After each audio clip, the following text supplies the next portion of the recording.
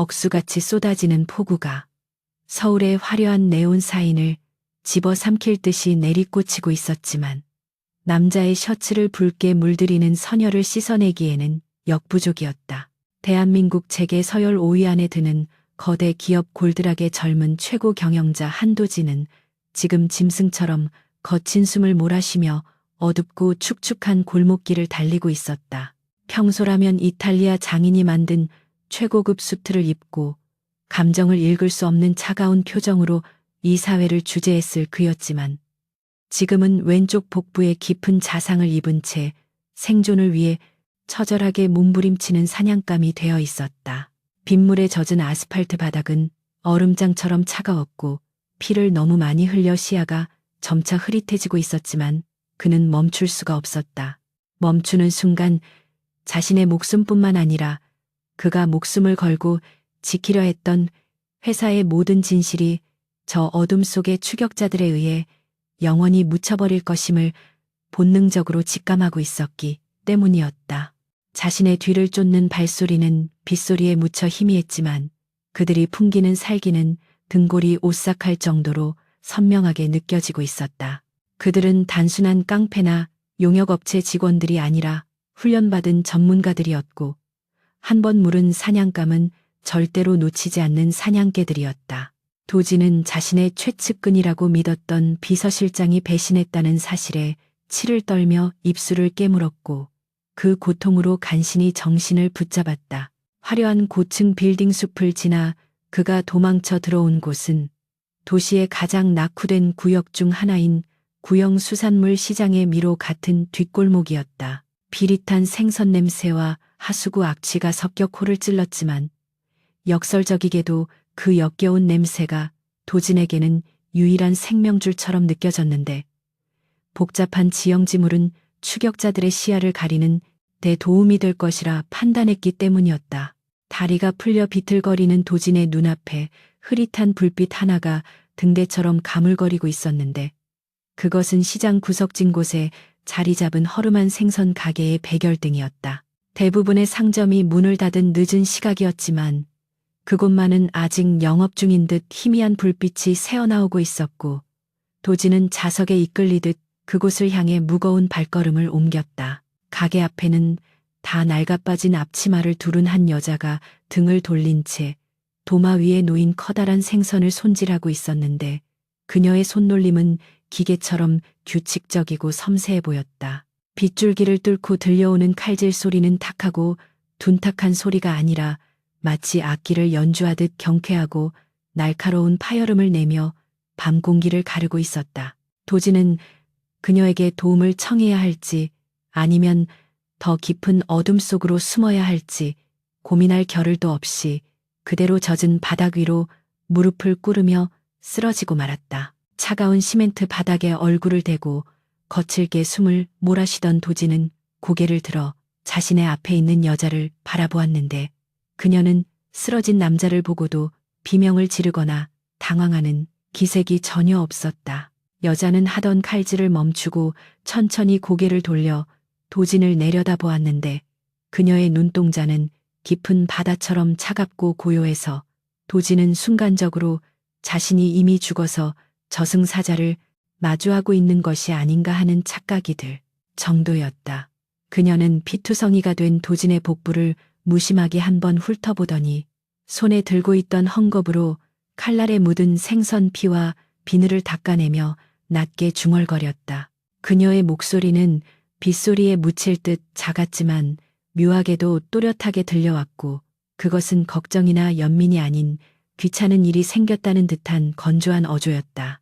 그때 골목 입구에서 검은 우비를 입은 5명의 사내들이 모습을 드러냈는데 그들은 소리 없이 도진과 여자를 향해 다가오며 포위망을 좁혀오기 시작했다. 그들의 손에는 비릿한 쇠 냄새를 풍기는 삼단봉과 날카로운 단검이 들려 있었고 마스크 위로 드러난 눈빛은 살기로 번들거리고 있었다. 도진은 절망감에 눈을 질끈 감으며 이제 모든 것이 끝났다고 생각했지만 여자는 여전히 도마 앞을 지키며 조금도 물러서지 않았다. 사내들 중 리더로 보이는 자가 비릿한 미소를 지으며 여자에게 비키라는 손짓을 했지만 그녀는 오히려 손에 쥐고 있던 얇고 긴 사시미 칼을 고쳐 쥐었다.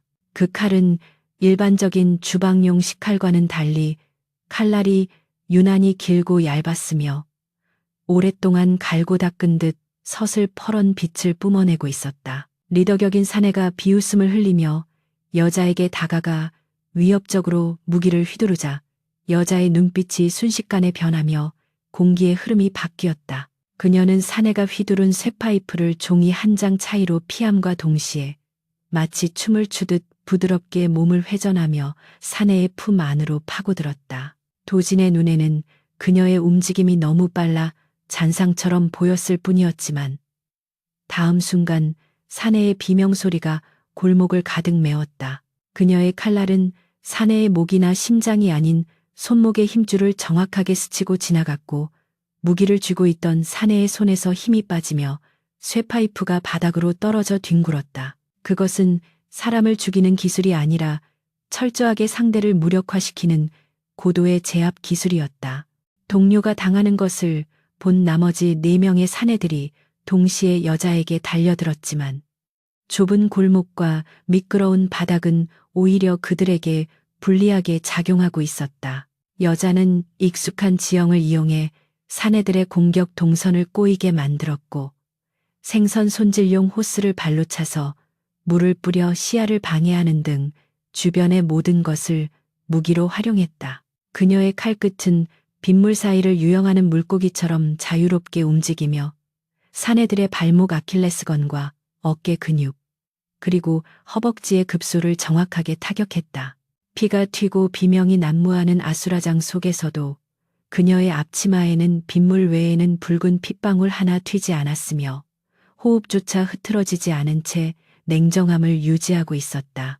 도진은 흐릿해지는 의식 속에서도 그 믿을 수 없는 광경을 멍하니 바라보며 자신이 알고 있던 세상의 상식이 무너지는 것을 느꼈다.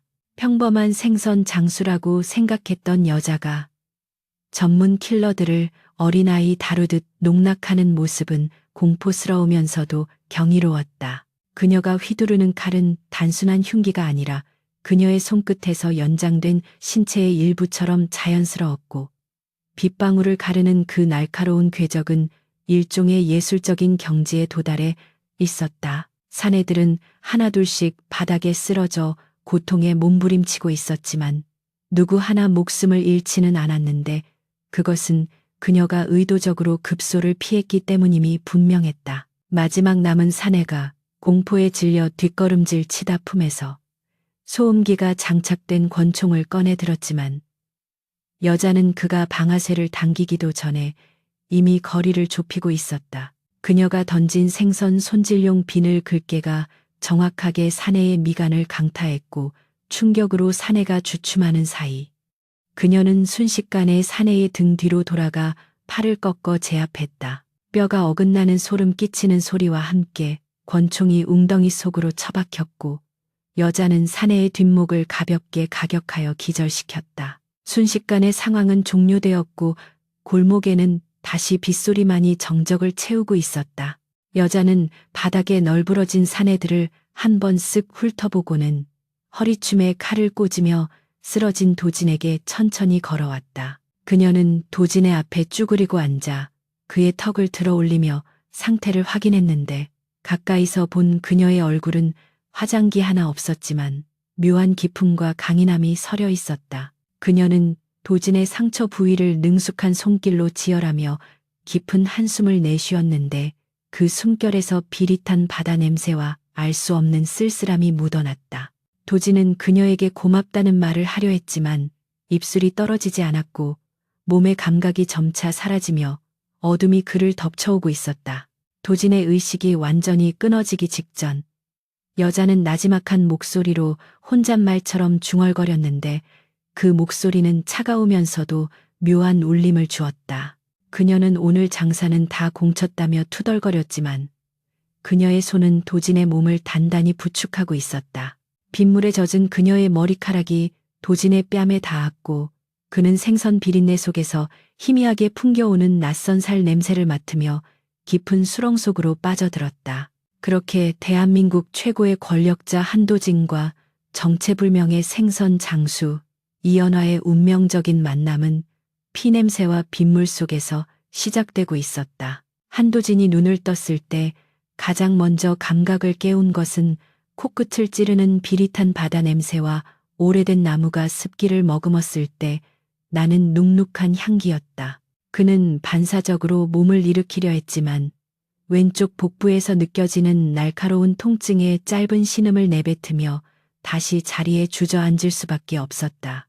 흐릿했던 시야가 점차 선명해지자 눈앞에 들어온 풍경은 그가 평생 살아오면서 단 한 번도 경험해보지 못한 낯선 공간이었다. 천장은 손을 뻗으면 닿을 듯이 낮았고 벽지는 곳곳이 찢어지거나 누렇게 변색되어 있었으며 방 한구석에는 낡은 선풍기 한 대가 덜덜거리며 힘겹게 돌아가고 있었다. 창문 밖으로 들려오는 시끌벅적한 경매사들의 고함 소리와 트럭들이 오가는 소음은 이곳이 노량진 수산시장 근처의 낡은 옥탑방임을 짐작하게 했다. 도지는 떨리는 손으로 자신의 복부를 덮고 있는 붕대를 조심스럽게 들춰보았는데 그곳에는 믿기 힘든 광경이 펼쳐져 있었다. 찢어졌던 피부는 정교하게 봉합되어 있었는데 그 솜씨는 응급실 의사나 일반 외과 전문의의 수준을 훨씬 뛰어넘는 것이었다. 상처의 결을 따라 한치의 오차도 없이 촘촘하게 매듭지어진 실은 일반적인 의료용 봉합사가 아니라 낚싯줄처럼 투명하고 질긴 소재였음에도 불구하고 피부 조직의 손상을 최소화하며 완벽하게 지혈되어 있었다. 그것은 전장에서 촌각을 다투며 생명을 살려야 하는 베테랑 군의관이나 혹은 수없이 많은 자상을 치료해본 경험이 있는 어둠의 전문가만이 가능한 솜씨였다. 도지는 자신의 생명을 구한 것이 단순한 운이 아니었음을 깨닫고 등골이 서늘해지는 것을 느꼈다. 그때 삐걱거리는 소리와 함께 낡은 철문이 열리고 지난밤 빗속에서 그를 구해준 여자가 방 안으로 들어왔다. 그녀는 어젯밤에 그 서늘했던 살기는 온데간데 없이 물 빠진 티셔츠에 헐렁한 바지를 입은 영락없는 동네 생선 장수의 모습이었다. 그녀의 손에는 김이 모락모락 나는 투박한 양은 쟁반이 들려 있었는데 그 위에는 맑게 끓인 생선, 지리탕과 흰 쌀밥, 그리고 몇 가지 밑반찬이 놓여 있었다. 여자는 도진이 깨어난 것을 보고도 별다른 인사를 건네지 않고 무심하게 쟁반을 바닥에 내려놓으며 턱짓으로 밥을 가리켰다. 그녀의 태도는 목숨을 구해준 은인이라기보다는 마치 길 잃은 고양이를 잠시 걷어준 사람처럼 무심하고 건조하기 짝이 없었다. 도지는 밥상 앞에 앉아 숟가락을 들었지만 의문이 꼬리에 꼬리를 물어 입맛을 느낄 겨를이 없었다. 그는 그녀를 향해 당신은 누구이며 왜 자신을 구해주었는지 그리고 그 놀라운 칼솜씨는 어디서 배운 것인지 묻고 싶었지만 그녀의 눈빛을 보는 순간 입을 다물 수밖에 없었다. 그녀는 방 안쪽 구석에 앉아 무심하게 칼을 갈고 있었는데 숫돌에 칼날이 갈리는 규칙적인 소리가 묘한 압박감을 주고 있었기 때문이었다. 그녀는 도진의 시선을 느꼈는지 칼을 갈던 손을 멈추지 않은 채 낮게 깔린 목소리로 밥이나 먹으라고 쏘아붙였다. 그녀의 말 속에는 질문 따위는 받지 않겠다는 단호한 의지가 담겨 있었고 도진은 일단 체력을 회복하는 것이 우선이라는 판단하에 묵묵히 숟가락을 들었다. 식사가 끝날 무렵 밖에서 들려오는 소란스러운 소리에 여자의 손이 순간적으로 멈칫했고 도진 역시 긴장감에 몸을 굳혔다. 거친 남자들의 고함 소리와 무언가를 부수고 뒤집는 소리가 점점 가까워지고 있었는데 그것은 평범한 시장의 소음이 아니라 누군가를 찾기 위해 이 잡듯이 뒤지는 수색의 소리였다. 도지는 본능적으로 그들이 자신을 쫓는 강 부회장의 하수인들임을 직감하고 창문 쪽으로 다가가려 했지만 여자가 그보다 먼저 움직였다. 그녀는 순식간에 도진의 앞을 가로막으며 검지손가락을 입술에 대고 조용히 하라는 신호를 보냈다. 그녀의 눈빛은 다시 어젯밤 빗속에서 보았던 그 차갑고 날카로운 맹수의 눈빛으로 돌변해 있었고 도진은 그녀의 압도적인 기세에 눌려 숨소리조차 낼 수 없었다. 여자는 도진을 방 한쪽에 있는 낡은 자개장 뒤에 숨겨진 공간으로 밀어넣었는데 겉으로 보기에는 평범한 옷장 같았지만 뒤쪽 합판을 밀자 사람이 한 명 겨우 들어갈 만한 좁은 틈이 드러났다. 도진이 그 안에 몸을 숨기자마자 여자는 옷장을 원위치시키고 흐트러진 이불을 정리한 뒤 아무 일도 없었다는 듯이 방문을 활짝 열어젖혔다. 잠시 후 거친 발소리와 함께 검은 양복을 입은 사내들이 들이닥쳤고 그들은 신발도 벗지 않은 채 흙투성이 구둣발로 방 안을 휘젓고 다니기 시작했다. 좁은 벽장 틈새로 그 광경을 지켜보는 도진의 심장은 터질 듯이 뛰었고 식은땀이 등을 타고 흘러내렸다. 사내들의 리더로 보이는 자가 여자에게 다가가 사진 한 장을 들이밀며 이 남자를 본 적이 있냐고 위협적으로 물었다. 사진 속의 인물은 피투성이가 되기 전 말끔한 모습의 도진이었고 사내는 여자의 반응을 살피기 위해 집요하게 그녀의 눈을 응시했다. 하지만 여자는 전혀 위축되지 않고 오히려 귀찮다는 표정으로 하품을 하며 시장 바닥에서 하루에 수백 명도 넘는 사람을 보는데 일일이 얼굴을 어떻게 기억하냐고 투덜거렸다. 그녀는 뻔뻔할 정도로 태연하게 사투리 섞인 말투를 구사하며 생선 비린내 나는 손을 사내의 코앞에 휘저어 그가 인상을 찌푸리며 뒤로 물러나게 만들었다. 그녀의 연기력은 너무나 자연스러워서 도진조차 그녀가 정말로 아무것도 모르는 상인인 것처럼 착각할 정도였다. 리더는 여자의 태도에 짜증이 났는지 방 안을 둘러보다가 구석에 놓인 핏자국이 묻은 헝겊을 발견하고는 의심스러운 눈초리로 다가갔다. 도진은 숨이 턱 막히는 것을 느꼈고 이대로 들키는 것인가 싶어 주먹을 꽉 쥐었지만 여자는 눈 하나 깜짝하지 않았다. 그녀는 태연하게 그것은 아침에 생선을 손질하다가 다쳐서 닦은 것이라고 말하며 자신의 손가락에 감긴 반창고를 보여주었다. 리더가 반창고를 억지로 떼어내려 하자 여자의 눈빛이 순간적으로 서늘하게 변하며 손에 쥐고 있던 과도를 툭 하고 탁자에 꽂았다. 칼날은 리더의 손가락 사이를 아슬아슬하게 스치며 나무 탁자에 깊이 박혔고 방 안에는 순식간에 살벌한 정적이 감돌았다. 여자는 나지막하지만 뼈가 있는 목소리로 남의 영업장에서 행패를 부리면 경찰을 부르겠다고 경고하며 당장 나가라고 소리쳤다.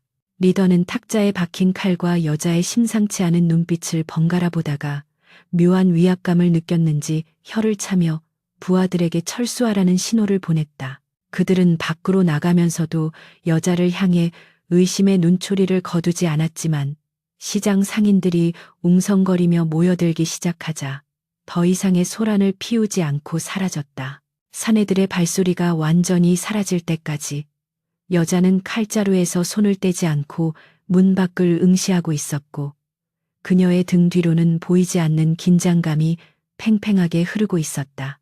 도진이 벽장 틈에서 조심스럽게 기어 나왔을 때 여자는 다시 평범한 표정으로 돌아와 탁자에 박힌 칼을 뽑아내고 있었다. 도진은 바닥에 주저앉아 안도의 한숨을 내쉬며 그녀에게 진심으로 고맙다는 말을 전하려 했지만 여자는 말을 자르며 짐을 싸라고 차갑게 말했다. 그녀는 이곳이 노출되었으니 더 이상 안전하지 않다고 판단한 것이었고 그녀의 직감은 틀린 적이 없었다.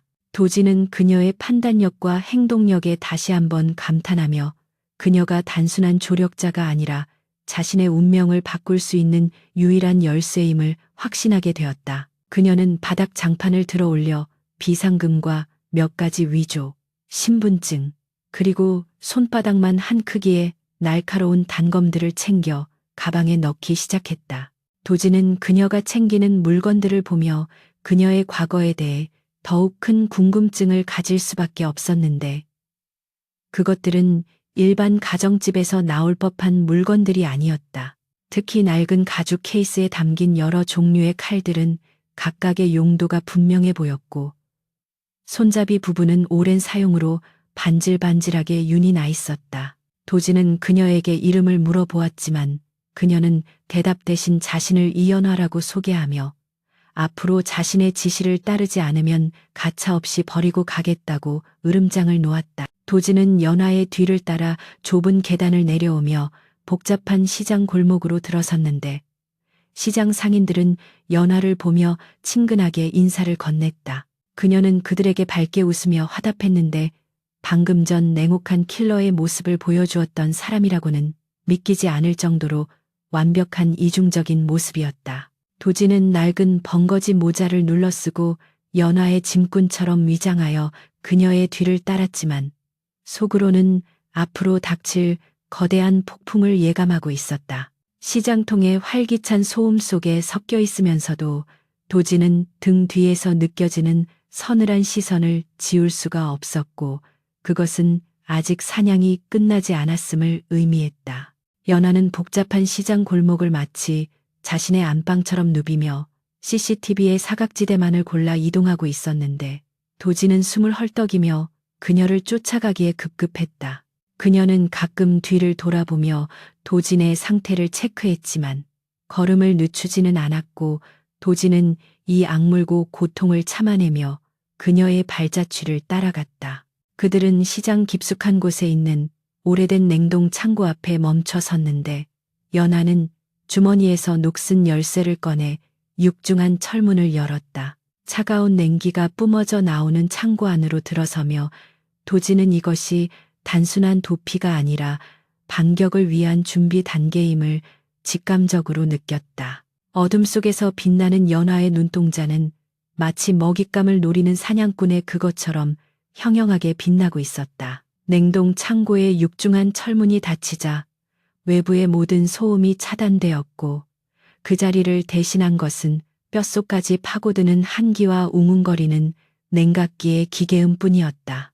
영하 20도를 오르내리는 혹한의 공간이었지만 한도진은 추위보다 더 큰 배신감과 공포에 떨며 입술을 파랗게 질린 채 몸을 웅크리고 있었다. 그는 자신의 손에 들린 스마트폰을 내려다보았는데 액정에는 서비스 불가 지역이라는 문구가 선명하게 떠 있었고 이는 그가 외부와 철저하게 고립되었음을 의미하는 절망적인 신호였다.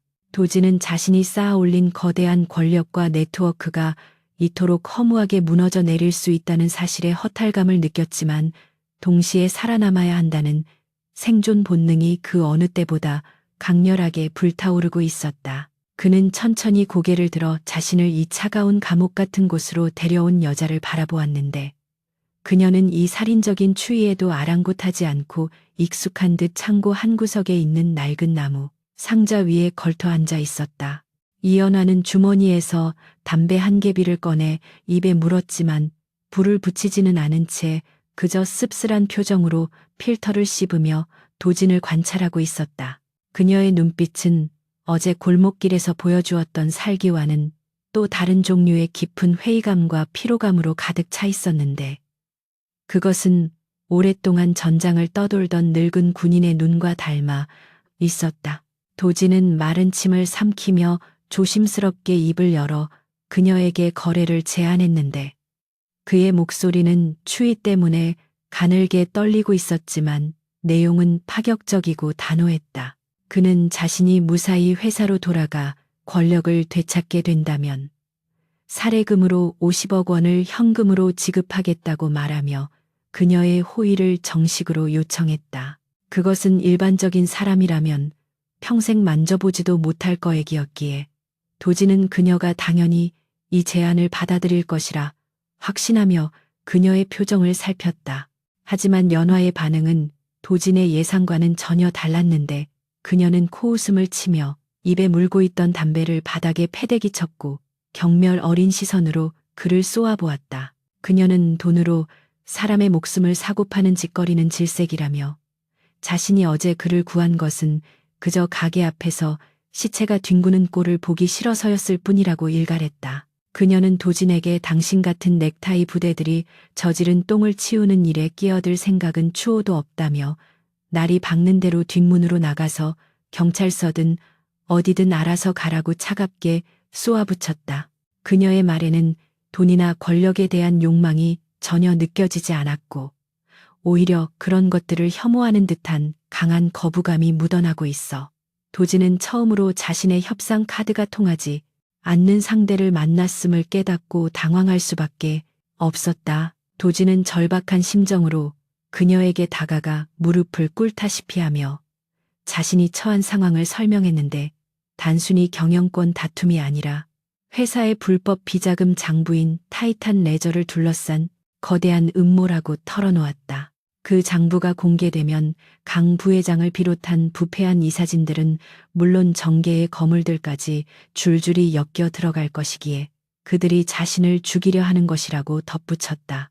도지는 그 장부가 숨겨진 비밀 금고까지 살아서 가야만 이 모든 것을 끝낼 수 있다고 호소하며 다시 한번 그녀의 도움을 간절히 청했다. 하지만 연화는 여전히 요지부동이었고 오히려 귀찮은 일에 엮였다는 표정으로 혀를 차며 자리에서 일어나 창고 밖으로 나가려 했다. 그 순간 도지는 지푸라기라도 잡는 심정으로 어젯밤 자신을 습격했던 놈들 중 한 명의 특징을 이야기했는데 그것은 놈의 오른쪽 손목 안쪽에 새겨진 독특한 문신에 관한 것이었다. 그는 검은색 뱀이 해골을 감고 있는 기이한 문양을 보았다고 말하며 놈들이 사용하는 무기가 일반적인 조폭들이 쓰는 것과는 차원이 다른 군용 단검이었다고 설명했다. 도진의 입에서 뱀 문신이라는 단어가 나오는 순간 문고리를 잡고 있던 연화의 손이 허공에서 딱딱하게 굳어버렸고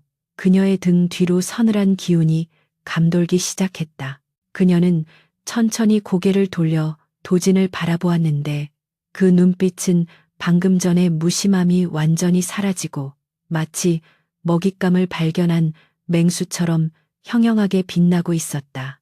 연하는 도진에게 다가가 그의 멱살을 잡고 거칠게 벽으로 밀어붙이며 그 문신을 본 것이 확실하냐고 으르렁거리는 목소리로 물었다. 도진은 갑작스러운 그녀의 돌변에 숨이 막혔지만 그녀의 눈동자 속에서 타오르는 분노와 증오를 읽어내고 고개를 끄덕이며 사실임을 확인시켜 주었다.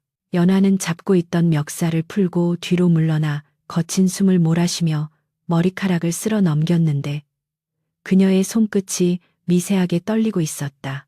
블랙 맘바라고 불리는 그 조직은 과거 연화가 몸담았던 특수정보 부대를 괴멸시키고 그녀의 동료들을 잔인하게 살해했던 배신자들의 집단이었으며 그녀가 이 비린내 나는 시장 각 바닥으로 숨어들게 만든 원흉들이었다. 연화는 기억하고 싶지 않은 과거의 악몽이 되살아나는 것을 느끼며 주먹을 꽉 쥐었는데 손톱이 살을 파고들어 피가 배어나올 정도였다. 그녀는 자신이 아무리 도망쳐도 결국 운명은 그녀를 다시 전장으로 불러들인다는 사실에 절망감을 느꼈지만 동시에 가슴 깊은 곳에서 뜨거운 불길이 치솟는 것을 느꼈다. 놈들이 서울 한복판에서 활개를 치고 있다는 것은 그녀가 살아있다는 사실이 발각되는 것도 시간 문제라는 뜻이었고 더 이상 숨을 곳은 없다는 명백한 신호였다. 연화는 눈을 감고 심호흡을 하며 복잡한 감정을 정리하려 애썼지만 머릿속에는 죽어가던 동료들의 비명소리와 놈들의 비릿한 웃음소리가 환청처럼 맴돌고 있었다. 긴 침묵 끝에 연화는 다시 눈을 떴고 그 눈빛은 이전과는 완전히 다른 차가운 결의로 가득 차 있었는데 그것은 더 이상 도망자가 아닌 사냥꾼의 눈이었다. 그녀는 도진을 똑바로 응시하며 당신의 제안을 받아들이겠다고 말했지만 조건은 돈이 아니라 놈들에 대한 모든 정보를 자신에게 넘기는 것이라고 못 박았다. 그녀는 놈들이 당신을 쫓는 이유가 무엇이든 간에 그들의 목적을 방해하고 그들을 파멸시키는 것이 자신의 유일한 목표라고 선언했다. 도진은 그녀의 태도 변화에 당황했지만 그녀가 뿜어내는 압도적인 살기에 압도되어 고개를 끄덕일 수밖에 없었고 두 사람은 생존과 복수라는 각자의 목적을 위해 위험한 동맹을 맺게 되었다. 연화는 창고 한쪽에 쌓여있는 잡동사니 속에서 낡은 더플백을 꺼내 바닥에 던지며 도진에게 입고 있는 눈에 띄는 수트를 벗고 작업복으로 갈아입으라고 지시했다. 그녀는 가방에서 방탄조끼와 무전기 그리고 몇 개의 특수장비들을 꺼내 능숙하게 점검하기 시작했는데 그 모습은 영락없는 프로페셔널 요원의 자태였다. 도진은 촌스러운 작업복 바지와 낡은 점퍼를 입으며 어색해했지만 연화는 그의 외모가 시장 상인처럼 보이도록 꼼꼼하게 위장해 주었고 얼굴에 검댕까지 묻혀 주었다. 그녀는 지금부터 우리는 상인과 짐꾼으로 위장해 이동할 것이며 자신의 허락 없이는 절대 입도 뻥긋하지 말라고 경고했다. 두 사람은 타이탄 레저가 보관된 장소에 대해 논의하기 시작했는데 도진은 그것이 강남 중심가에 위치한 골드락 본사 지하 벙커에 있는 개인 금고에 있다고 설명했다. 그곳은 홍채 인식과 정맥 인증, 그리고 음성 인식까지 거쳐야 열리는 3중 보안 시스템으로 보호받고 있었지만 지금은 강 부회장의 세력이 건물을 장악하고 있을 가능성이 높았다. 연화는 건물의 구조도를 머릿속으로 그리며 침투 경로를 계산했는데 정문이나 주차장을 이용하는 것은 자살행위나 다름없다고 판단했다. 그녀는 건물로 들어가는 숨겨진 통로인 지하 배수관이나 화물 승강기를 이용해야 한다고 제안하며 도진에게 건물의 상세 설계도를 구할 수 있는지 물었다. 도진은 자신의 스마트워치에 저장된 보안 코드를 이용해 건물의 설계도와 보안 시스템 정보를 연화의 구형 노트북으로 전송했고 연화는 빠른 속도로 데이터를 분석해 나갔다. 그녀의 손가락은 키보드 위를 날아다니듯 움직였고 화면에는 복잡한 3D 지도와 경비원들의 순찰 동선이 실시간으로 표시되었다. 도진은 생선 장수인 줄만 알았던 그녀가 해킹과 전술 분석에도 능통하다는 사실에 다시 한번 놀라움을 금치 못하며 그녀의 정체에 대해 더욱 궁금증을 가질 수밖에 없었다. 연화는 모니터에서 눈을 떼지 않은 채 자신은 과거에 국가를 위해 일했던 그림자였지만 지금은 그저 잊혀진 유령일 뿐이라며 더 이상 묻지 말라고 선을 그었다. 작전 계획이 수립되자 연화는 창고 구석에 숨겨두었던 무기함을 열어 도진에게 호신용으로 쓸 수 있는 3단봉과 전기 충격기를 건네주며 사용법을 간단히 교육했다. 그녀는 도진에게 총을 쥐어주는 대신 비살상 무기를 준 이유는 그가 훈련받지 않은 민간인이라 총을 쏘다가 오히려 오발 사고를 낼 위험이 크기 때문이라고 설명했다. 도진은 묵직한 무기를 받아들며 비로소 자신이 전쟁터 한복판에 서 있음을 실감했고 두려움보다는 묘한 고향감이 가슴속에서 피어오르는 것을 느꼈다. 그는 연화를 믿고 따르기로 결심하며 그녀가 내미는 손을 잡고 일어섰는데 그녀의 손은 거칠고 투박했지만 놀라울 정도로 따뜻하고 단단했다. 창고 문을 열고 밖으로 나오자 새벽 공기가 차갑게 폐부로 밀려들어 왔고 하늘은 짙은 남색으로 물들어 가고 있었다. 시장은 새벽 경매를 준비하는 상인들의 움직임으로 분주했고 트럭들의 엔진 소리와 사람들의 외침이 뒤섞여 활기가 넘치고 있었다.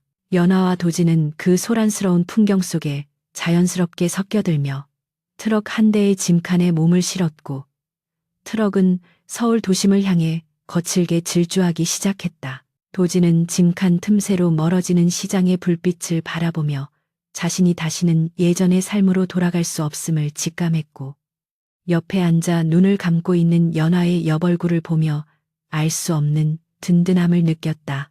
트럭이 한강 다리를 건널 때쯤 서울의 화려한 스카이라인이 눈앞에 펼쳐졌고 골드락 타워의 위용이 새벽 안개 속에서 거대한 괴물처럼 모습을 드러냈다. 연화는 눈을 뜨고 그 빌딩을 노려보며 낮게 중얼거렸는데 그것은 사냥을 앞둔 맹수의 다짐과도 같았다. 그녀는 도진에게 저 빌딩 안에는 당신이 상상하는 것보다 더 끔찍한 괴물들이 기다리고 있을 것이니 마음 단단히 먹으라고 충고했다. 도진은 고개를 끄덕이며 주먹을 불끈 쥐었고 이제 두 사람은 쫓기는 사냥감의 신세에서 벗어나 거대한 악의 심장부를 향해 돌진하는 전사가 되어 있었다. 차가운 강바람이 그들의 머리카락을 헝클어뜨렸지만 그들의 눈빛만은 흔들림 없이 목표를 향해 고정되어 있었다. 서울의 밤하늘을 수놓는 화려한 조명 아래 대한민국 상류층 사교계의 정점이라 불리는 골드락 그룹의 자선 파티가 열리고 있는 더 그랜드 호텔의 연회장은 위선과 욕망으로 가득 차 있었다. 겉으로는 빈곤 아동을 돕기 위한 자선 행사라는 명분을 내세우고 있었지만 실상은 정재계의 유력 인사들이 모여 은밀한 거래를 주고받고 서로의 치부를 감싸주는 추악한 카르텔의 현장이었다. 최고급 샴페인 잔이 부딪히는 청아한 소리와 우아한 클래식 선율이 흐르는 가운데 사람들은 가식적인 미소를 띠며 대화를 나누고 있었지만 그들의 눈빛은 먹잇감을 탐색하는 하이에나처럼 탐욕스럽게 빛나고 있었다. 한도진은 며칠 전까지만 해도 죽음의 문턱을 넘나들던 도망자 신세였지만 지금은 이탈리아 장인이 맞춤 제작한 턱시도를 완벽하게 차려입고 냉철한 CEO의 가면을 다시 쓴 채 그 소굴의 한복판으로 걸어 들어가고 있었다. 도진의 옆에는 믿을 수 없을 만큼 매혹적인 자태로 변신한 이연화가 그의 팔짱을 끼고 있었는데 그녀의 모습은 연회장에 있는 그 어떤 귀부인보다도 압도적인 존재감을 뿜어내고 있었다. 낡은 앞치마와 생선 비린내를 벗어던진 그녀는 짙은 미드나잇 블루 색상의 이브닝 드레스를 입고 있었는데 등 라인이 과감하게 파인 디자인은 그녀의 탄탄한 등 근육과 매끄러운 피부를 은은하게 드러내고 있었다. 평소 질끈 묶었던 머리는 우아하게 말아올려 가녀린 목선을 강조했고 옅은 화장만으로도 그녀의 이목구비는 숨이 잦을 듯한 냉미녀의 분위기를 자아내고 있었다. 도진은 그녀가 시장통에서 생선을 썰던 그 여자와 동일 인물이라는 사실이 믿기지 않아 잠시 넋을 잃고 바라보았지만 그녀의 차가운 눈빛은 여전히 날카로운 칼날처럼 주변을 경계하고 있었다. 그들이 연회장 입구에 들어서는 순간 실내는 찬물을 끼얹은 듯 순식간에 정적에 휩싸였고 수백 개의 시선이 동시에 두 사람에게 꽂혔다. 이미 도진이 사고나 실종으로 처리되어 제거되었다고 믿고 있던 주주들과 임원들은 마치 유령이라도 본 것처럼 경악한 표정으로 웅성거리기 시작했다. 도진은 그들의 당혹감을 즐기듯 여유로운 미소를 지으며 연회장 중앙으로 걸어 들어갔고 연화는 그의 곁에서 우아하게 발걸음을 옮기면서도 끊임없이 주변의 위협 요소를 스캔하고 있었다. 그녀는 입술을 거의 움직이지 않은 채 복화술로 도진에게 3시 방향에 있는 웨이터와 9시 방향의 보안 요원이 재킷 안쪽에 총기를 소지하고 있다는 사실을 은밀하게 알렸다. 그녀의 손은 도진의 팔을 부드럽게 감싸고 있었지만 그 악력은 강철처럼 단단해서 도진에게 묘한 안정감을 주고 있었다. 군중을 해치고 나타난 인물은 이번 사태의 주동자인 강 부회장 일당이었는데 그는 도진을 보자마자 표정 관리에 실패하고 얼굴이 흑빛으로 변해 있었다. 그는 떨리는 손으로 샴페인 잔을 꽉 쥐며 억지 미소를 지어 보였지만 눈동자는 불안하게 흔들리고 있었고 도진은 그 틈을 놓치지 않고 다가가 정중하지만 뼈가 있는 인사를 건넸다. 도진은 강 부회장에게 자신이 없는 동안 회사를 잘 지켜주어서 고맙다고 말하며 오늘 밤 주주들에게 중대한 발표를 할 것이라고 선전포고를 날렸다. 강 부회장은 식은땀을 흘리며 도진의 옆에 있는 연화를 곁눈질로 훑어보았는데 그녀는 강 부회장의 시선을 피하지 않고 오히려 그를 똑바로 응시하며 서늘한 미소를 지어 보였다. 그 미소는 마치 도살장에 끌려온 가축을 바라보는 백정의 눈빛과 닮아 있어 강 부회장은 본능적인 공포를 느끼며 뒷걸음질 쳤다. 도진과 연화는 사람들의 시선이 집중된 틈을 타 자연스럽게 연회장을 가로질러 VIP 전용 엘리베이터가 있는 복도 쪽으로 이동했다. 화려한 파티장을 벗어나자 공기는 급격하게 차가워졌고 복도에는 적막감이 감돌고 있었는데 그것은 폭풍 전야의 고요함과도 같았다. 도진은 보안 카드를 꺼내 엘리베이터 호출 버튼을 눌렀고 금색 문이 열리자 그 안에는 이미 거구의 경호원 3명이 타고 있었다. 그들은 도진을 보자마자 무전기에 대고 무언가를 속삭이려 했지만 도진과 연화는 주저없이 엘리베이터 안으로 탑승했다. 좁은 공간에 5명이 들어서자 숨이 막힐 듯한 긴장감이 흘렀고 문이 닫히며 층수 버튼이 눌리는 순간 엘리베이터 안의 공기는 살기로 가득 찼다. 엘리베이터가 상승하기 시작하자마자 경호원 중 한 명이 품 안에서 전기 충격기를 꺼내 도진을 향해 기습적으로 찔러 들어왔다. 도진이 반응하기도 전에 연화가 번개같이 움직여 하이힐을 신은 발로 경호원의 손목을 정확하게 가격해 무기를 떨어뜨리게 만들었다. 그녀는 드레스 자락을 휘날리며 좁은 공간을 팽이처럼 회전해 팔꿈치로 다른 경호원의 명치를 강타했고 그 충격으로 거구의 사내가 비명도 지르지 못한 채 바닥으로 고꾸라졌다.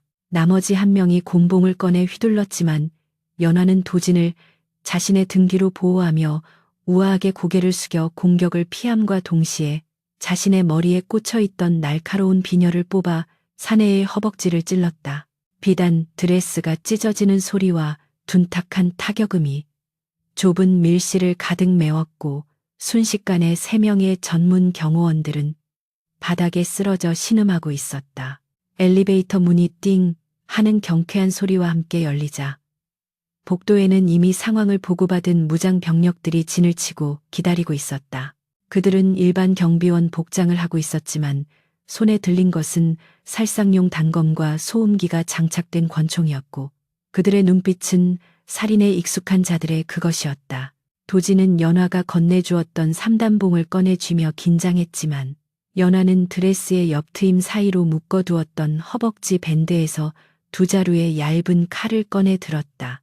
그녀는 구두를 벗어던지고 맨발로 차가운 대리석 바닥을 밟으며 마치 춤을 출어나가는 무용수처럼 사내들을 향해 걸어나갔다. 복도의 조명이 그녀의 칼날에 반사되어 번쩍였고 그녀의 입가에는 희미한 미소가 걸려 있었다. 연화가 바닥을 박차고 달려나가자 복도는 순식간에 피와 비명이 난무하는 전장으로 변해버렸다. 그녀는 정면으로 날아오는 총알을 본능적인 감각으로 피하며 지그재그로 움직여 사내들의 사격 통제를 무력화시켰고 순식간에 거리를 좁혀 그들의 품 안으로 파고들었다. 그녀의 칼질은 화려하거나 불필요한 동작이 전혀 없이 오직 상대를 무력화시키는 데에만 집중되어 있었는데 손목과 발목의 힘줄을 끊어내고 관절기를 이용해 뼈를 부러뜨리는 동작들이 물 흐르듯 이어졌다.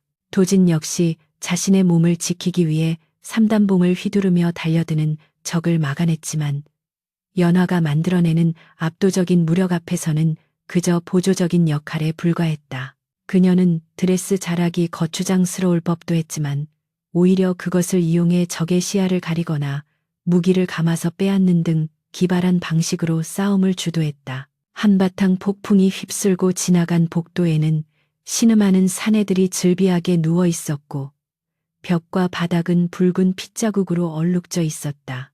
연화는 가쁜 숨을 몰아쉬며 흐트러진 머리카락을 쓸어 넘겼는데 그녀의 하얀 어깨와 드레스에는 적들의 피가 튀어 붉은 장미꽃잎처럼 번져 있었다.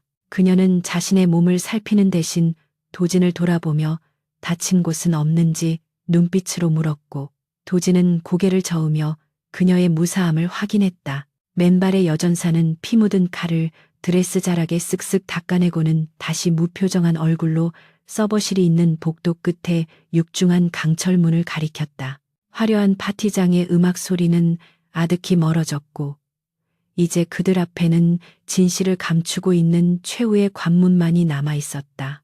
서버실 문 앞에는 최신식 생체 인식 보안 장치가 붉은 빛을 깜빡이며 그들의 앞길을 막고 있었는데 이것은 도진의 홍채와 지문이 있어야만 열리는 시스템이었다. 도진은 떨리는 손으로 지문 인식기에 손가락을 올리고 홍채 스캐너에 눈을 맞추었지만 시스템은 오류 메시지를 내보내며 작동하지 않았다. 강 부회장 측에서 이미 도진의 접근 권한을 삭제하고 시스템을 잠가버린 것이 분명했고 경보음이 울리기 시작하며 비상벨 소리가 건물 전체를 뒤흔들기 시작했다. 당황한 도진이 식은땀을 흘리며 다시 시도하려 하자 연화가 그를 밀치고 앞으로 나서며 배낭에서 소형 폭발물과 해킹 툴이 연결된 전자 장비를 꺼냈다.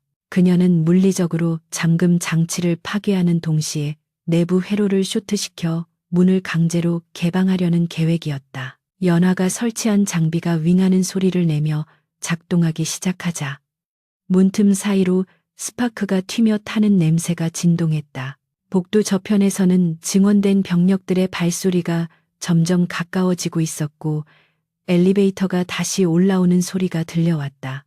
연하는 도진에게 문이 열리면 뒤도 돌아보지 말고 들어가서 데이터를 확보하라고 소리쳤고 자신은 이곳에서 놈들을 막아내겠다고 결의에 찬 표정으로 말했다. 도진은 그녀를 혼자 두고 갈 수 없다고 망설였지만 연화의 눈빛은 단호했고 시간은 그들의 편이 아니었다. 쾅 하는 폭발음과 함께 강철문이 억지로 열리자 연화는 도진을 안으로 거칠게 떠밀어 넣고는 문 앞을 막아서며 양손에 칼을 고쳐 잡았다. 도진이 비틀거리는 걸음으로 서버실 안으로 들어서자 수백 개의 서버렉들이 뿜어내는 푸른 불빛과 냉각팬 돌아가는 소리가 그를 맞이했다. 그는 거대한 메인 서버 컴퓨터 앞으로 달려가 키보드를 두드리기 시작했는데 손끝이 떨려 오타가 계속 났지만 필사적으로 정신을 집중하려 애썼다. 밖에서는 둔탁한 타격음과 고함 소리, 그리고 금속이 부딪히는 날카로운 소음이 들려왔고 그것은 연화가 홀로 수많은 적들을 상대하고 있다는 증거였다.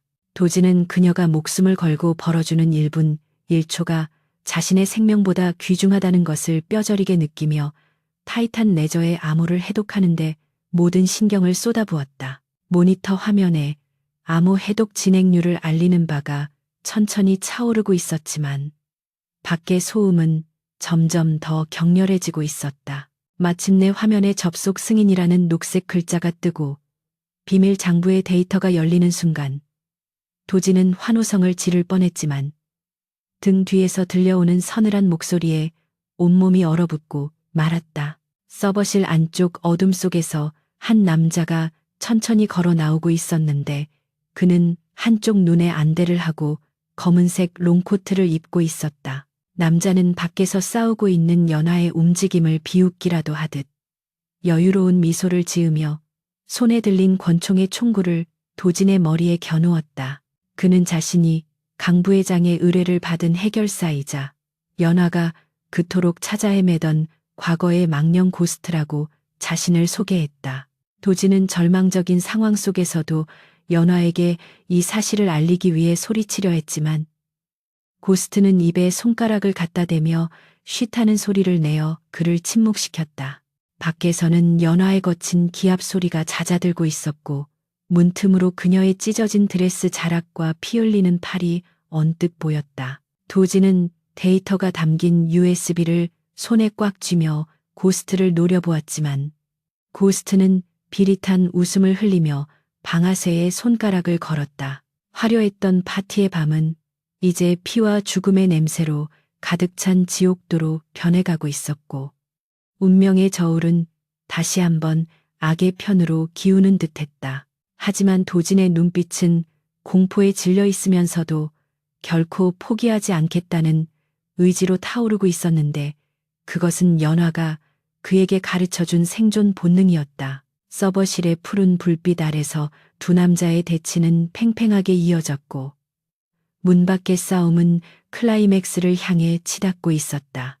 서버실의 차가운 공기는 팽팽하게 당겨진 활시위처럼 날카로운 긴장감으로 가득 차 있었고 한도진의 이마에서는 식은땀이 흘러내려 뺨을 타고 턱끝에 맺혔다.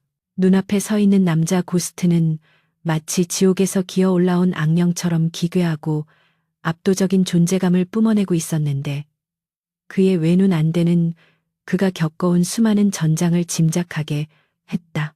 고스트는 손에 든 권총을 조금도 흔들리지 않게 유지하며 도진의 미간을 겨누고 있었고 그의 입가에 걸린 비릿한 미소는 보는 사람의 피를 얼어붙게 만들 만큼 잔혹했다. 그는 도진이 손에 쥐고 있는 USB를 턱짓으로 가리키며 그것을 자신에게 넘기고 조용히 바닥에 무릎을 꿇으라고 나직하게 명령했다. 도진은 온몸에 털이 곤두서는 공포를 느꼈지만 이 데이터를 넘겨주는 순간 자신은 물론이고 밖에서 싸우고 있는 연화마저 개죽음을 당할 것이라는 사실을 본능적으로 깨닫고 있었다. 복도 밖에서는 둔탁한 타격음과 비명소리가 잠시 잦아들었지만 그것은 싸움이 끝난 것이 아니라 더 큰 폭풍이 몰아치기 전에 고요함과도 같았다. 연하는 찢어진 드레스 자락을 질끈 동여매고 피 묻은 칼을 쥔 채 거친 숨을 몰아쉬고 있었는데 그녀의 눈동자는 서버실 안쪽을 향해 고정되어 있었다. 그녀는 방금 전 문틈으로 들려온 고스트의 목소리를 듣는 순간 심장이 덜컥 내려앉는 듯한 충격을 받았고 잊고 싶었던 과거의 악몽이 되살아나는 것을 느꼈다. 고스트는 과거 그녀가 몸담았던 블랙 맘바 부대를 배신하고 동료들을 몰살시킨 장본인이었으며 연화가 세상에서 자취를 감추고 시장 바닥으로 숨어들게 만든 원흉이었다. 그녀는 떨리는 손을 꽉 쥐며 치밀어 오르는 분노와 공포를 억누르려 애썼지만 트라우마는 독버섯처럼 그녀의 정신을 갉아먹기 시작했다. 그때 복도 끝 엘리베이터에서 띵하는 소리와 함께 중무장한 6명의 사내들이 쏟아져 나왔는데 그들은 일반 경비원이 아닌 고스트가 직접 키운 정의 살수들이었다. 그들은 연하를 발견하자마자 일사불란하게 대형을 갖추며 포위망을 좁혀오기 시작했고 그들의 움직임은 기계처럼 정교하고 빈틈이 없었다. 연하는 깊은 심호흡을 하며 흐트러진 정신을 다잡았고 지금 이 순간 무너지면 도지는 물론이고 자신의 목숨도 끝장이라는 사실을 되새겼다. 그녀는 맨발로 바닥을 차며 사내들을 향해 돌진했는데 이는 방어를 포기하고 오직 공격만이 살 길이라는 처절한 생존 본능의 발로였다. 그녀의 칼날이 허공을 가르며 첫 번째 사내의 목을 노렸지만 사내는 능숙하게 단검으로 막아내며 반격해왔고 싸움은 이전과는 비교도 안 될 정도로 치열한 양상을 띠기 시작했다. 서버실 안에서 고스트는 도진이 순순히 말을 듣지 않자 지루하다는 듯 하품을 하며 천천히 방아쇠에 손가락을 걸었다. 그는 도진에게 밖에서 들리는 소음이 무엇을 의미하는지 아냐고 물으며 당신을 지켜주던 그 생선 장수 여자가 내 부하들에게 처참하게 찢겨 죽어가고 있는 소리라고 조롱했다. 도진은 그 말에 격분하여 고스트를 향해 소리쳤지만 고스트는 눈 하나 깜짝하지 않고 도진의 허벅지를 향해 가차없이 방아쇠를 당겼다. 소음기가 장착된 총구에서 퍽하는 파열음과 함께 도진의 허벅지에서 붉은 피가 솟구쳤고 도진은 고통에 찬 비명을 지르며 바닥으로 쓰러졌다. 고스트는 고통스러워하는 도진의 머리채를 잡아 책상 위로 처박으며 당장 주식 양도 각서에 전자서명을 하지 않으면 다음 총알은 머리통을 날려버릴 것이라고 협박했다. 복도에서 고스트의 살수들과 혈투를 벌이고 있던 연하는 안에서 들려온 희미한 총성을 듣고 눈빛이 매섭게 변했다. 그녀는 자신의 어깨와 옆구리에 깊은 자상을 입어 피가 흐르고 있었지만 고통을 느낄 겨를도 없이 움직임을 더욱 가속화했다. 그녀는 자신을 향해 휘둘러지는 칼날을 종이 한 장 차이로 피하며 상대의 팔을 낚아채 꺾어버리고 그 반동을 이용해 다른 적의 명치를 걷어찼다. 그녀의 동작은 더 이상 우아한 춤이 아니라 짐승의 처절한 몸부림에 가까웠고 드레스는 이미 걸레 조각처럼 찢겨 너덜거리고 있었다. 연하는 바닥에 떨어진 소화기를 집어들어 가장 가까이 있던 적의 얼굴을 가격했고 하얀 분말 가루가 폭발하듯 터져나오며 시야를 가리는 틈을 타 서버실 문 쪽으로 몸을 던졌다. 하지만 서버실 문은 이미 안에서 굳게 잠겨 있었고 연하가 아무리 두드려도 열리지 않아 그녀는 절망감에 휩싸였다. 문 너머에서는 도진의 신음소리와 고스트의 광기 어린 웃음소리가 들려오고 있었고 뒤에서는 남은 살수들이 다시 전열을 가다듬고 다가오고 있었다. 연하는 이대로는 승산이 없다는 것을 깨닫고 주위를 둘러보며 진입할 수 있는 다른 방법을 찾기 위해 필사적으로 머리를 굴렸다. 그녀의 시선이 천장에 있는 환풍구 덮개에 머물렀지만 그곳은 너무 높았고 부상당한 몸으로 기어 올라가기에는 시간이 턱없이 부족했다. 그때 그녀의 눈의 복도 벽면에 장식된 대형 강화유리 너머로 서버실 내부가 희미하게 보이는 것이 포착되었고 그녀는 마지막 도박을 걸기로 결심했다. 연화는 달려드는 적의 공격을 피하지 않고 오히려 어깨를 내어주며 칼을 맞은 뒤 그 사내의 멱살을 잡고 함께 강화유리 벽을 향해 전력으로 돌진했다. 쨍그랑하는 굉음과 함께 두꺼운 유리가 산산조각이 났고 연화와 사내는 유리 파편을 뒤집었으며 서버실 안으로 굴러 떨어졌다. 고스트는 갑작스러운 난입에 놀라 고개를 돌렸고 그 틈을 타 연화는 사내의 몸을 방패 삼아 밀쳐내고 바닥을 구르며 도진이 있는 쪽으로 몸을 날렸다. 유리 조각이 온몸에 박히는 고통이 밀려왔지만 그녀는 이를 악물고 일어나 양손에 칼을 쥐고 고스트와 대치했다. 피투성이가 된 채 헐떡이는 그녀의 모습은 마치 피범벅이 된 복수의 여신과도 같았고 그 기세에 눌린 고스트조차 잠시 멈칫할 수밖에 없었다. 고스트는 흥미롭다는 표정으로 쓰러진 도진을 발로 밟은 채 연화를 향해 박수를 치며 여전히 끈질긴 생명력을 가지고 있다며 비아냥거렸다. 그는 연화에게 칼을 버리지 않으면 도진의 머리에 구멍을 내주겠다고 협박하며 총구를 도진의 관자놀이에 더욱 세게 눌렀다. 도진은 고통과 출혈로 인해 의식이 흐릿해져 가고 있었지만 연화를 향해 도망치라고 자신은 틀렸으니 혼자라도 살아서 나가라고 쉰 목소리로 외쳤다. 하지만 연화는 도진의 말을 무시한 채 고스트의 눈을 똑바로 응시하며 천천히 손에 쥐고 있던 칼을 바닥에 내려놓았다. 땡그랑하는 맑은 금소금이 정적을 깨뜨렸고 연화는 양손을 들어 항복의 의사를 표시했지만 그녀의 눈빛만은 결코 굴복하지 않고 있었다. 고스트는 승리감에 도취되어 낄낄거리며 연화에게 천천히 다가오라고 손짓했고 다른 한 손으로는 여전히 도진을 겨누고 있었다. 연화는 한 발자국씩 그에게 다가갔는데 그녀의 발바닥에서는 유리 파편에 찔린 상처에서 피가 배어나와 바닥에 붉은 발자국을 남기고 있었다. 그녀는 고스트와의 거리가 좁혀질수록 호흡을 조절하며 근육을 이완시켰는데 이는 최후의 일격을 위한 준비 동작이었다. 고스트는 그녀가 완전히 무방비 상태라고 확신하고 방심하고 있었지만 연화는 자신의 드레스 소매 속에 숨겨둔 마지막 무기인 생선 손질용 얇은 뼈칼의 존재를 잊지 않고 있었다. 그 칼은 금속 탐지기에도 걸리지 않는 특수 세라믹 소재로 만들어진 것이었고 그녀가 가장 아끼는 비장의 무기였다. 도진은 연화가 자신을 위해 목숨을 포기하려는 것을 보고 절규했지만 몸이 말을 듣지 않아 꼼짝도 할 수 없었다. 그는 자신이 그저 돈이나 벌 줄 아는 오만한 CEO였음을 그리고 진정한 힘은 돈이 아니라 사람을 지키려는 마음에서 나온다는 것을 뼈저리게 깨닫고 있었다. 고스트는 연화가 사정거리 안으로 들어오자 비릿한 미소를 지으며 이제 그만 지옥으로 보내주겠다며 총구를 연화 쪽으로 돌리려 했다. 바로 그 찰나의 순간 연화의 눈빛이 섬광처럼 번뜩였고 그녀의 몸이 스프링처럼 튀어오르며 소매 속의 뼈칼이 고스트의 손목을 향해 날아들었다. 하지만 고스트 역시 베테랑답게 본능적으로 몸을 틀어 치명타를 피했고 칼날은 그의 손목 대신 어깨를 스치며 깊은 상처를 남겼다.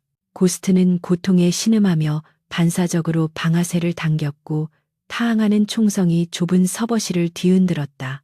연화는 왼쪽 어깨에 뜨거운 통증을 느끼며 뒤로 밀려났지만 쓰러지지 않고 중심을 잡으며 다시 자세를 고쳐 잡았다. 총알은 그녀의 어깨를 관통했고 붉은 피가 분수처럼 뿜어져 나왔지만 그녀는 고통을 초월한 듯한 표정으로 다시 칼을 쥐었다. 이제 두 사람 사이에는 더 이상의 대화도 타협도 없는 오직 죽고 죽이는 사륙의 시간만이 남아 있었다. 서버실의 푸른 불빛과 비상 경고등의 붉은 불빛이 교차하며 두 사람의 얼굴을 기괴하게 비추고 있었고 공기 중에는 화약 냄새와 피 비린내가 진동했다.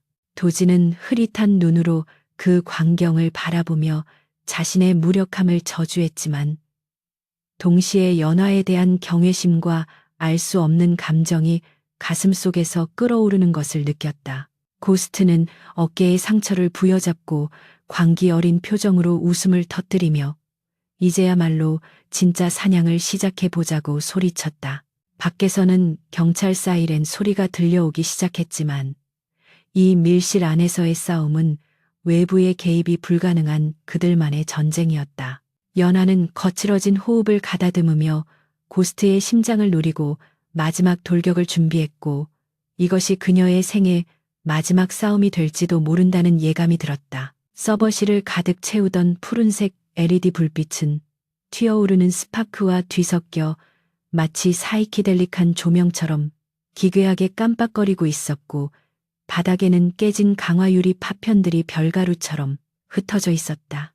이연아는 왼쪽 어깨에서 흘러내리는 붉은 선혈이 팔을 타고 손끝까지 적시고 있었지만 고통을 느낄 겨를조차 없이 오직 눈앞의 적에게만 집중하고 있었다. 고스트는 짐승 같은 괴력을 앞세워 묵직한 군용 나이프를 휘두르며 연화를 압박해 들어왔는데 그의 공격은 단순했지만 그만큼 파괴적이고 위협적이었다.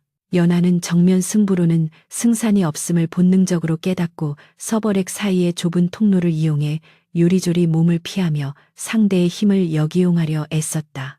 그녀의 움직임은 흡사 거친 파도를 타고 넘는 돛담배처럼 위태로워 보였지만 그 속에는 상대를 유인하여 빈틈을 노리는 치밀한 계산이 깔려 있었다.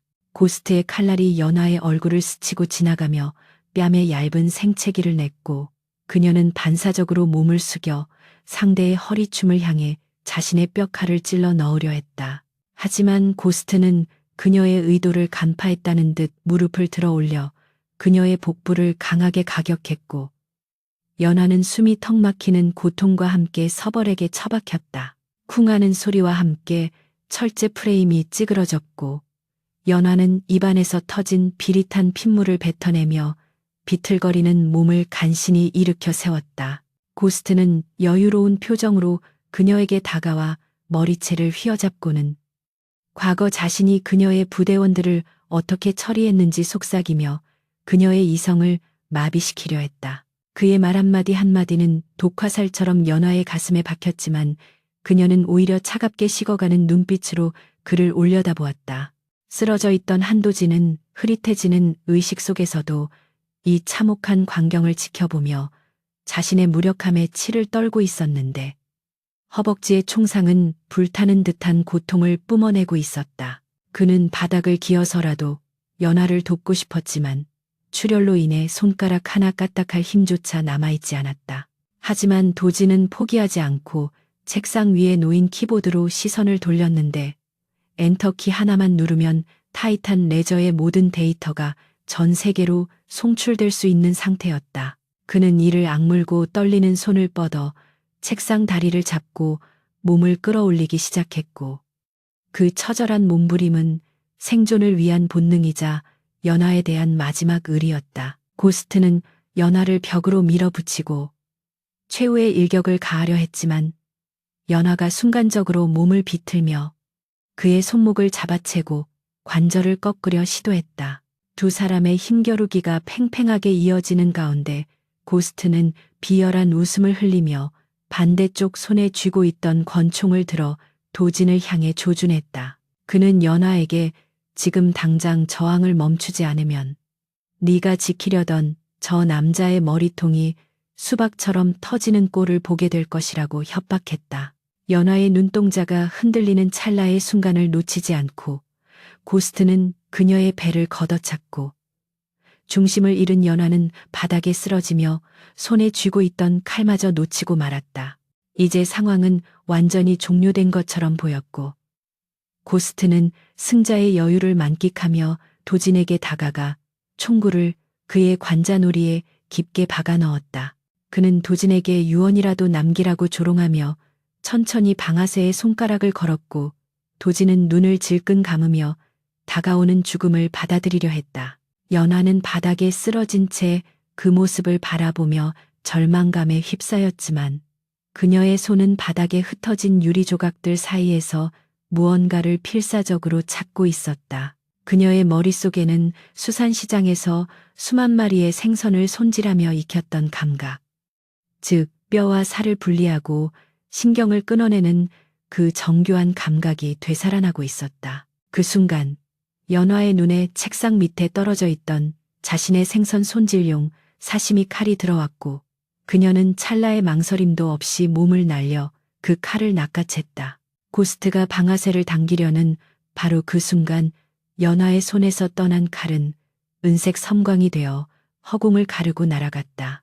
그것은 단순한 투척이 아니라 수년간의 수련과 실전 경험, 그리고 도진을 살리겠다는 간절한 의지가 응축된 일격필살의 투혼이었다. 시간은 멈춘 듯 느리게 흘렀고 칼날은 회전하며 공기를 찢고 날아가 고스트의 오른쪽 손목을 향해 정확하게 파고들었다. 퍽 하는 소름 끼치는 소리와 함께 고스트의 비명이 서버실을 가득 메웠고 그의 손에 들려있던 권총이 힘없이 바닥으로 떨어졌다. 연화가 던진 칼은 고스트의 손목인대와 신경을 정확하게 절단하여 손가락의 움직임을 완전히 마비시켜 버린 것이었다. 그것은 사람을 죽이지 않고 무력화시키는 활인검의 경지이자 제목 그대로 CEO의 운명을 바꾼 결정적인 한 번의 칼질이었다. 고스트는 자신의 손목에 박힌 칼을 믿을 수 없다는 듯 바라보며 뒷걸음질 쳤고 그 틈을 타 도진은 마지막 힘을 짜내어 키보드의 엔터키를 강하게 내려쳤다. 모니터 화면에 전송 완료라는 메시지가 뜨는 순간 연화는 고통을 잊은 채 스프링처럼 튀어올라 비틀거리는 고스트에게 달려들었다. 그녀는 부상당한 어깨 따위는 안중에도 없다는 듯 고스트의 명치에 강력한 무릎차기를 꽂아 넣었고 숨을 헐떡이는 그의 목을 조르며 바닥으로 쓰러뜨렸다. 고스트는 격렬하게 저항했지만 손목의 부상과 연화의 기세에 눌려 점차 힘을 잃어갔고 결국 눈이 뒤집히며 의식을 잃고 축 늘어졌다. 연화는 그가 완전히 기절한 것을 확인하고서야 비로소 거친 숨을 몰아쉬며 바닥에 주저앉았는데 온몸이 땀과 피로 범벅이 되어 있었다. 한편 연회장에서는 대형 스크린에 도진이 보낸 타이탄 레저의 비밀 장부와 강 부회장의 뇌물수수 영상이 적나라하게 공개되고 있었다.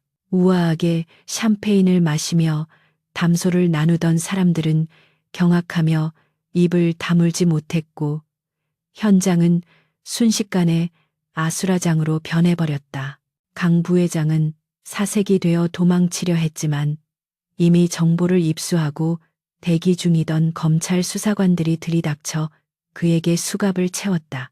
파티장의 화려한 조명 아래서 벌어지던 위선적인 쇼는 막을 내리고 추악한 진실이 만천하에 드러나는 순간이었으며 이는 도진과 연화가 목숨을 걸고 지켜낸 정의의 승리였다. 다시 서버실 안에는 정막만이 흐르고 있었고 도진은 책상에 기대어 바닥에 앉아있는 연화를 바라보며 안도의 미소를 지었다.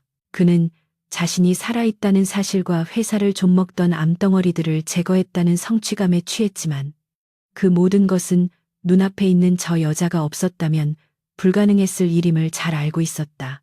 연화는 찢어진 옷가지로 자신의 상처를 대충 지혈하고는 힘겹게 자리에서 일어나 도진에게 다가왔다. 그녀는 도진의 허벅지 상태를 살피며 촉촉 혀를 찾는데 그 모습은 마치 시장에서 상한 생선을 골라낼 때의 무심함과 닮아 있어 도진은 저도 모르게 헛웃음을 터뜨리고 말았다.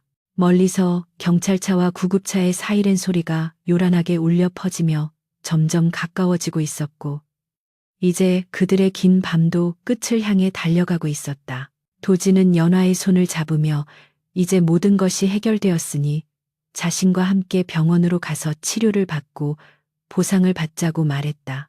하지만 연화는 도진의 손을 부드럽게 뿌리치며 씁쓸한 미소를 지었는데 그 표정에는 말로 다 할 수 없는 복잡한 감정이 담겨 있었다. 그녀는 자신은 빛 속에서 살 수 있는 사람이 아니며 그림자는 그림자 속에 머물 때 가장 편안하다고 나지막하게 속삭였다. 연화는 바닥에 떨어진 자신의 칼을 회수하여 피를 닦아내고는 다시 칼집에 꽂아 허리춤에 찼다.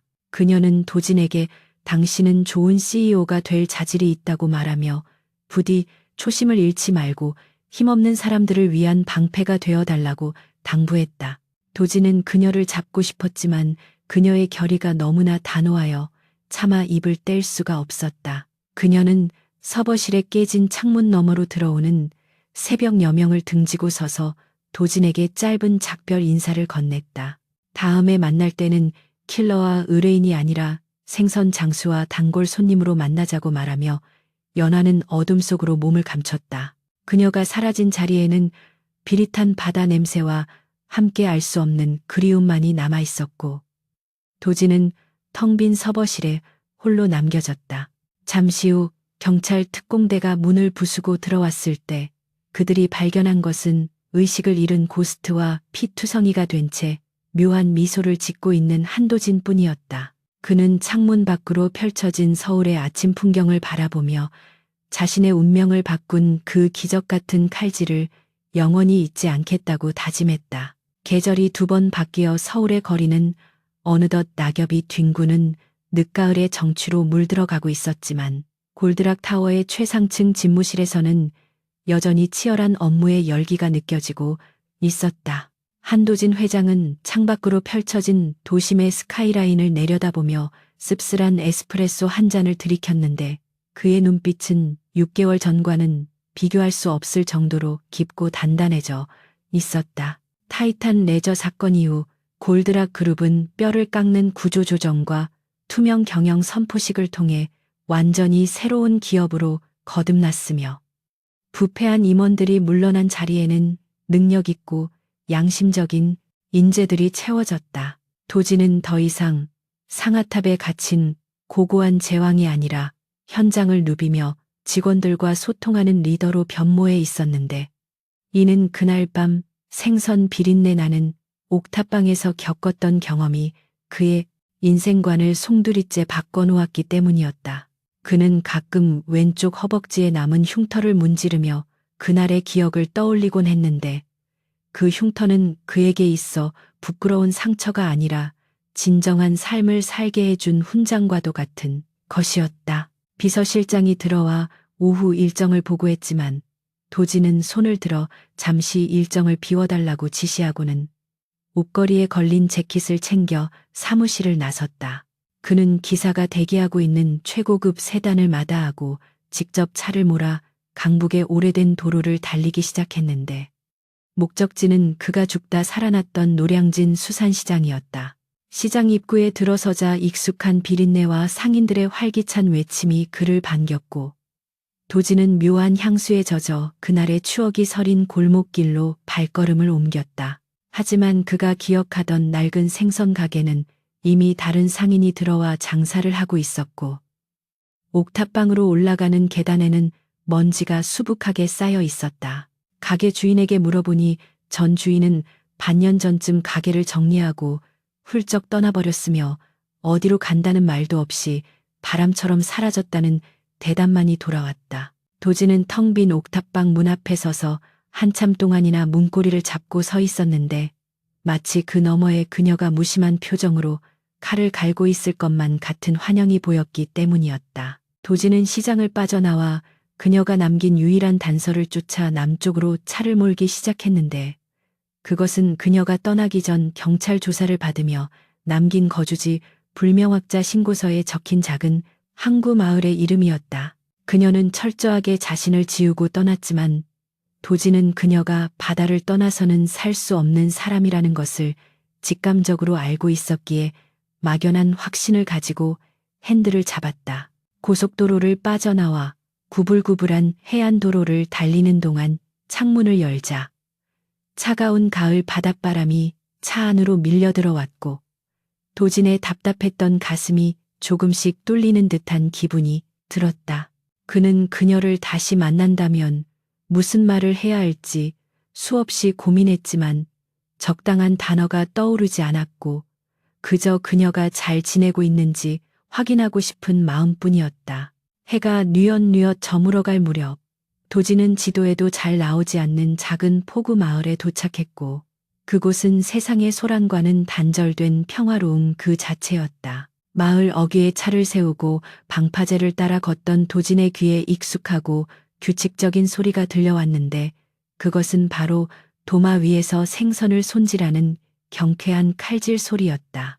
심장이 거세게 뛰기 시작했고 도진은 소리가 들리는 곳으로 발걸음을 재촉했는데 그곳에는 바다를 마주보고 있는 작은 횟집이 하나 있었다. 가게 앞 평상에는 헐렁한 셔츠 소매를 걷어붙인 채 능숙하게 전어를 썰고 있는 여자의 뒷모습이 보였고 도진은 그 뒷모습만 보고도 그녀가 누구인지 단번에 알아볼 수 있었다. 이연아는 서울에서의 날카로웠던 모습과는 달리 훨씬 편안하고 여유로운 분위기를 풍기고 있었으며 바닷바람에 흩날리는 머리카락을 귀 뒤로 넘기는 동작조차 자연스러워 보였다. 도진은 인기척을 내지 않고 조용히 그녀의 뒤에 서서 그녀의 신들린 듯한 칼질을 감상했는데 그것은 여전히 예술의 경지에 가까운 완벽한 솜씨였다. 연하는 뒤에 누군가 와 있다는 것을 눈치챘는지 칼질을 멈추지 않은 채 퉁명스럽게 어서 오세요. 오늘은 전어가 좋습니다 하고 말을 건넸다.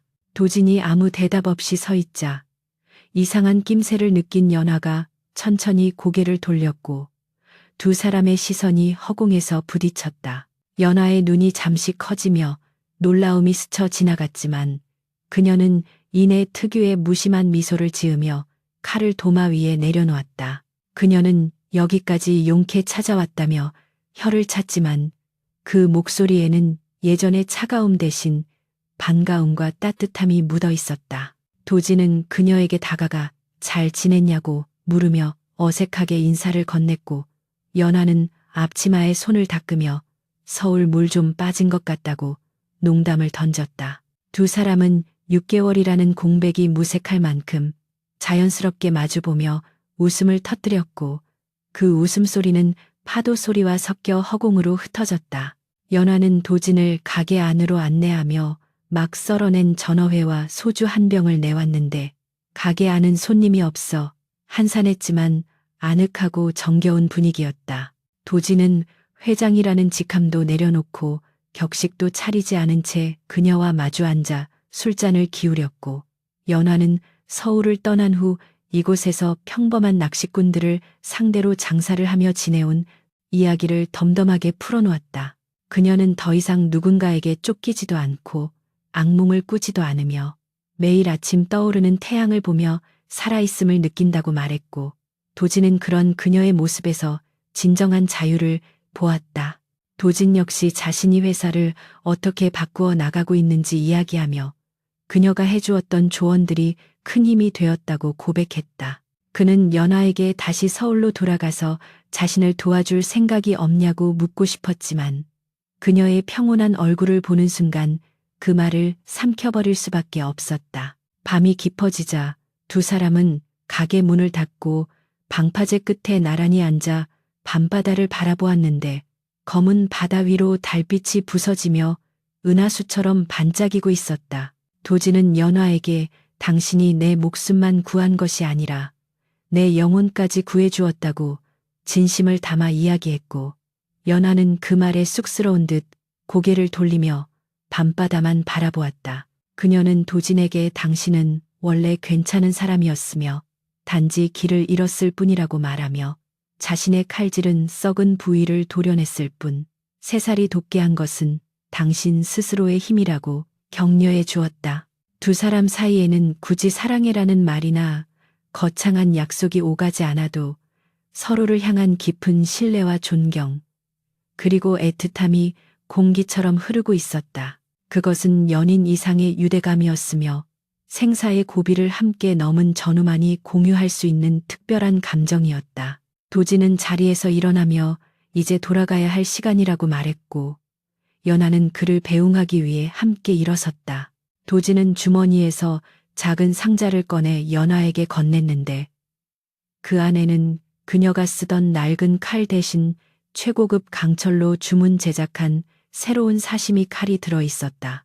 칼자루에는 새로운 운명을 개척하는 자라는 문구가 작게 새겨져 있었고 연하는 그 선물을 받아들며 처음으로 환한 미소를 지어 보였다. 그녀는 도진에게 다음에 또 생선이 먹고 싶어지면 언제든지 오라고 말했고, 도진은 반드시 다시 오겠다고 약속하며 그녀의 손을 한 번 꽉 잡았다 놓았다. 그 짧은 접촉을 통해 두 사람의 체온이 전해졌고, 그것으로 모든 작별 인사는 충분했다. 도진이 차에 올라 시동을 걸자 연화는 가게 앞 가로등 아래 서서 손을 흔들어 주었고, 도진은 백미러를 통해 멀어지는 그녀의 모습을 끝까지 지켜보았다. 어둠 속으로 사라지는 작은 포구 마을을 뒤로하고 다시 서울로 향하는 도진의 마음은 그 어느 때보다 가볍고 희망에 차 있었다. 그는 이제 자신이 가야 할 길이 어디인지 명확하게 알고 있었으며 어떤 시련이 닥쳐도 흔들리지 않을 자신이 있었다. 비록 몸은 떨어져 있어도 그녀가 어딘가에서 자신을 응원하고 있다는 사실만으로도 그는 천군만마를 얻은 듯한 기분이었다. 도진은 라디오 볼륨을 높이며 엑셀을 밟았고 차는 어둠을 뚫고 빛나는 서울의 야경을 향해 힘차게 질주했다. 그 시각 연화는 도진이 선물한 칼을 꺼내 달빛에 비추어 보며 흐뭇한 표정을 짓고 있었는데, 칼날이 달빛을 받아 서늘하면서도 아름다운 빛을 뿜어내고 있었다. 그녀는 도마 위에 남은 생선 한 마리를 올려놓고 칼을 잡았는데 그 손놀림은 예전보다 훨씬 부드럽고 여유로워 보였다. 삭막하고 피비린내 나던 그녀의 인생에도 비로소 따뜻한 봄날이 찾아왔음을 알리는 듯했다. 피범벅이 된 CEO 앞에 나타나 단 한 번의 칼질로 그의 운명을 바꿨던 전설적인 생선 장수 이연화는 이제 누군가의 운명을 바꾸는 칼이 아니라 자신만의 행복을 요리하는 칼을 쥐고 새로운 내일을 준비하고 있었다. 밤바다의 파도 소리가 그녀의 칼질 소리에 맞춰 잔잔한 멜로디를 연주하고 있었고, 세상은 그렇게 또 다른 하루를 맞이하고 있었다.